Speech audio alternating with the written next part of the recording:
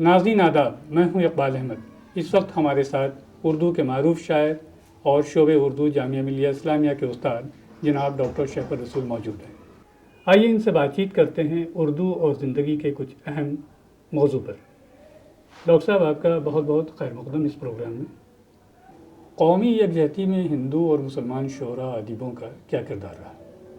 صاحب، اردو میں تو بڑا مثبت کردار ادا کیا ہے، اور اردو کا خزانہ ایسی شاعری سے بھرا ہوا ہے۔ اس میں اردو کے غیر مسلم شعراء اور مسلم شعراء سب نے اور بڑی مقدار میں شاعری کی ہے، جو قومی یکجہتی کا فروغ اور اس کا سبق دیتی ہے، اس کے فروغ میں کام آتی ہے۔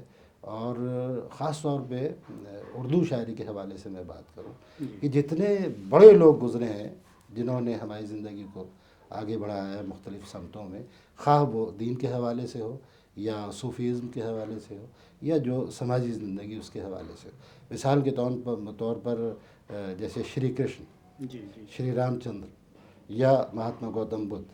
اس کے بعد صوفیہ آپ لے لیجئے تو حضرت نظام الدین ہے، امیر خسرو ہے، یا معین الدین چشتی ہے، اور دوسرے صوفیہ ان کے بعد میں جو ہمارے رہنما گزرے ہیں قومی، جیسے مہاتما گاندھی ہیں، جواہر لال نہرو ہیں، اور دوسرے لوگ ہیں۔ ان پر اردو میں اتنی نظمیں آپ کو ملیں گی ان کے جو مثبت کردار ہیں، جو ہماری زندگی کو فروغ دیتے ہیں۔ تو اردو نے یقیناً غیر معمولی اردو شاعری نے اس سلسلے میں کام کیا، اور اس میں کوئی تخصیص نہیں کسی ہندو مسلمان شاعر کی، تمام شعراء نے کیا۔ بالکل۔ آزادی میں اردو اخبارات اور اردو زبان کا کیا کردار رہا؟ ہاں، اردو یہ جو صحافت ہے اس نے تو ایک تاریخ مرتب کی ہے، جی بالکل۔ اور اردو شاعری اور اردو ادب نے ایک تاریخ مرتب کی ہے۔ غیر معمولی کردار آزادی میں اردو کا ہے۔ افسوس کی بات یہ ہے کہ اس کو لوگ اس زمانے میں اس طرح سے یاد نہیں کرتے جس طرح یاد کرنا چاہیے، یا اس کا جو صلہ اردو کو ملنا چاہیے وہ نہیں ملتا۔ اور ساری آزادی کی پوری لڑائی جو ہے اس میں اردو کے اخبارات نے، اردو کی شاعری نے، یہ تمام جو نعرے ہیں جو آج بھی لوگ کہتے ہیں، یہ کس زبان کے نعرے ہیں؟ انقلاب زندہ باد کس زبان نے دی؟ بے شک اردو زبان ہے، اردو زبان کا ہے۔ یا سرفروشی کی تمنا ہمارے دل میں ہے، دیکھنا ہے زور کتنا بازوئے قاتل میں ہے، یہ کہتے کہتے بھگت سنگھ جو ہے پھانسی پہ چڑھ گئے۔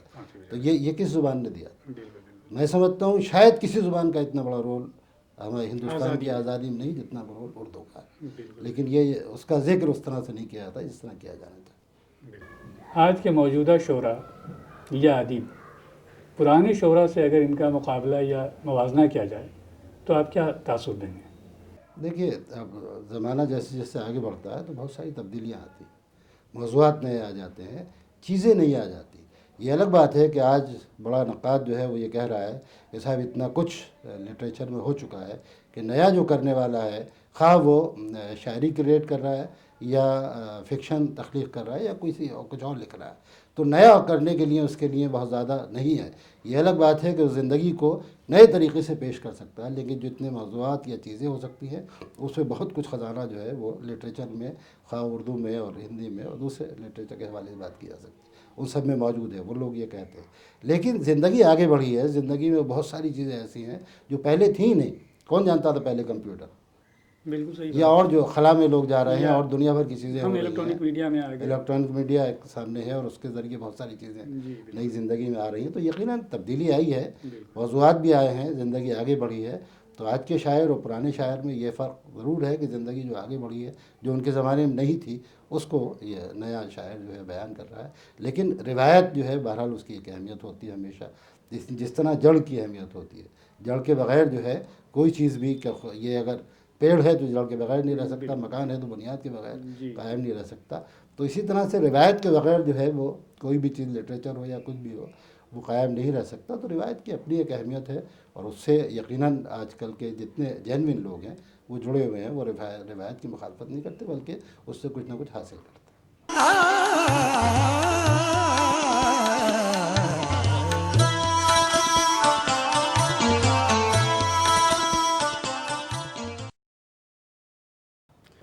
اردو اور ادب سے خاص لگاؤ جو آپ کا رہا اور آج بھی موجود ہے، یہ کس طرح سے اس کی شروعات کہاں سے کیسے ہوئی؟ دیکھیے، زبان اور ادب تو چولی دامن کا ساتھ ہے، زبان ہوگی تو ادب ہوگا، یقیناً پہلی چیز زبان ہے۔ زبان کے مستقبل کی بات یہ ہے کہ یہ زبان اتنی طاقتور ہے، اس قدر پاورفل زبان ہے اردو کہ اب تک تمام تر مخالفتوں کے باوجود وہ زندہ ہے، اور دوسری زبانوں کے لوگ جو ہیں وہ مجبور ہیں اردو کے الفاظ کو بولنے کے لیے، اردو کی چیزوں کو اپنانے کے لیے۔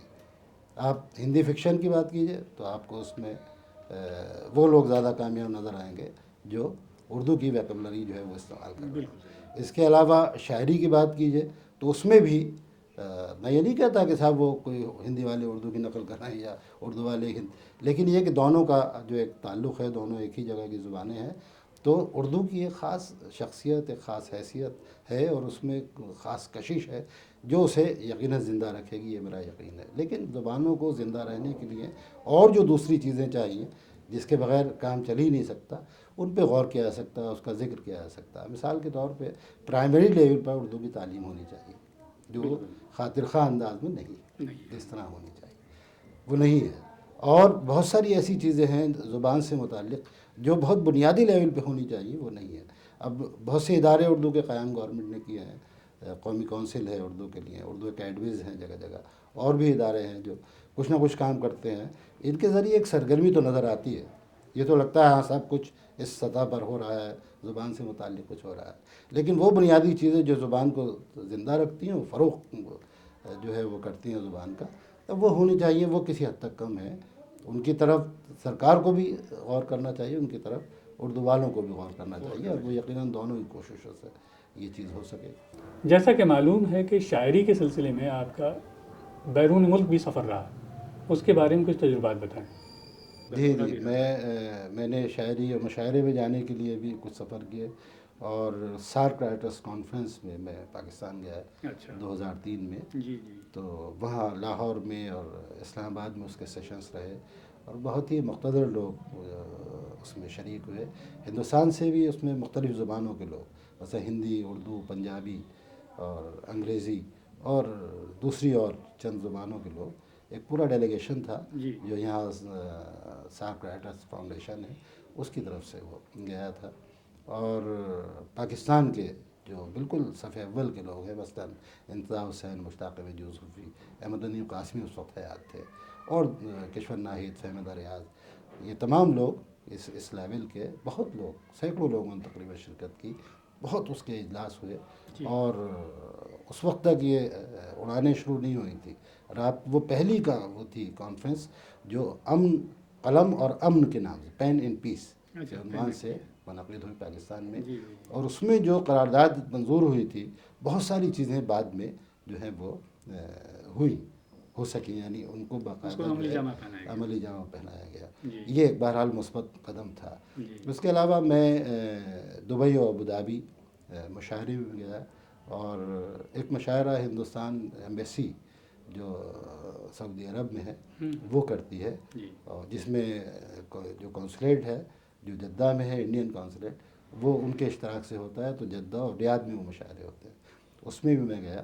تو ایک اچھا ماحول ہے ادب سے متعلق، اور جو شاعری اور مشاعرے جو ہوتے ہیں وہ اس طرح کے مشاعرے عام طور پہ نہیں ہوتے جیسے ہندوستان میں آپ عام طور پہ مشاعرے، بلکہ اس میں کچھ وہ شعراء جو مشاعروں میں مقبول ہیں، خواہ اپنے ترنم کی وجہ سے یا جو اسٹیج پرفارمنس آج کل چل پڑی ہے اس کی وجہ سے، کچھ وہ لوگ کہ ادب میں جنہوں نے کچھ نہ کچھ کیا ہے، ان کی کوئی شخص شناخت ہے، تو اس طرح کا ایک بیلنسڈ مشاعرہ جو ہے وہ ہوتا ہے وہاں۔ دونوں جگہ میں نے دیکھا، دبئی ابوظہبی میں بھی اور ادھر ریاض اور جدہ میں، اس کا ایک خاصا ایک معیار تھا، اور ایک بڑی تعداد ہوتی تھی سامعین کی جو باقاعدہ شعر سمجھتے ہیں، اپریشیٹ کرتے ہیں۔ پورے انٹرنیشنل لیول پر یہ شعراء آتے ہوں گے وہاں؟ جی آتے ہیں۔ اس کے علاوہ تو آج کل تو امریکہ میں بھی ایک اس کے مختلف شہروں میں مشاعرے ہوتے ہیں، کینیڈا میں بھی ایک مشاعرے ہوتے ہیں، ادھر تو ابھی کسی ایسے ملک میں مجھے اس وقت ذہن میں نہیں آ رہا کہ جہاں اس سے پہلے شاید اردو کا یہ مشاعرے کے سلسلے نہیں ہوئے تھے، لیکن وہاں بھی یعنی کہ شروعات ہوئی ہے۔ جی۔ شاعری اور تنقید کے دونوں حوالوں سے آپ جانے جاتے ہیں، ان پر کچھ بات چیت کریں۔ میرے 2 مجموعے شاعری کے شائع ہو چکے ہیں۔ میں اس طرح سے اس رفتار سے شعر نہیں کہتا جیسے عام طور پہ لوگ کہتے ہیں، کم کہتا ہوں، رک کے کہتا ہوں، اور اس کی وجہ کچھ بھی ہو سکتی ہے۔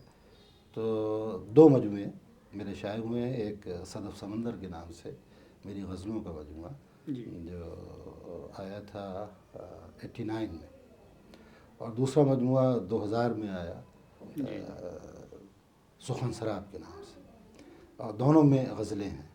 لیکن تیسرا مجموعہ جو ابھی پتہ نہیں کب آئے گا، لیکن اس میں نظمیں بھی ہوں گی اچھا نظم اور غزلیں بھی ہوں گی. جی اس سے پہلے نظمیں میں کہتا رہا ہوں رسائل میں چھپی ہیں، لیکن یقیناً بنیادی مجموعے طور کی پہ شکل میں میں. غزل کا شاعر ہوں. جی تو غزلوں ہی کے مجموعہ آئے، نظمیں کم کہی گئی. اب ارادہ ہے کہ تیسرے مجموعے میں تیسرے مجموعے میں. غزلیں بھی ہوں، نظمیں بھی ہوں. اس کے علاوہ جو میرا موضوع رہا ہے تحقیق کا، وہ اردو غزل رہا ہے. تو اردو غزل میں پیکر تراشی، یہ میرا موضوع تحقیق تھا، اور اسی نام سے اردو غزل میں پیکر تراشی آزادی کے بعد یہ میری کتاب چھپی. اور اس کے بعد چشم دروں کے نام سے مجموعہ مضامین میرا ایک چھپا. پھر ایک مجموعہ مضامین نقش و رنگ کے نام سے عنقریب آنے والا ہے. اس کے علاوہ ذوق کا ایک شرح کسی زمانے میں، اب سے تقریباً 115 سال پہلے لکھی گئی تھی، وہ اب بالکل کہیں آؤٹ آف پرنٹ تھی اور نظر نہیں آتی. تو میں نے اس کو ترتیب دیا ہے، اس کا مقدمہ لکھا ہے، وہ اب آنے والی ہے. آنے والی ہے وہ بھی انشاءاللہ. جی ڈاکٹر صاحب بہت بہت شکریہ کہ آپ نے اس پروگرام میں حصہ لیا. ناظرین، ابھی ہمارے ساتھ ڈاکٹر شیخ الرسول مختلف موضوعات پر بات چیت کر رہے تھے. آئندہ پروگرام میں ایک نئی شخصیت کے ساتھ پھر ملاقات ہوگی. تب تک کے لیے اجازت دیجیے.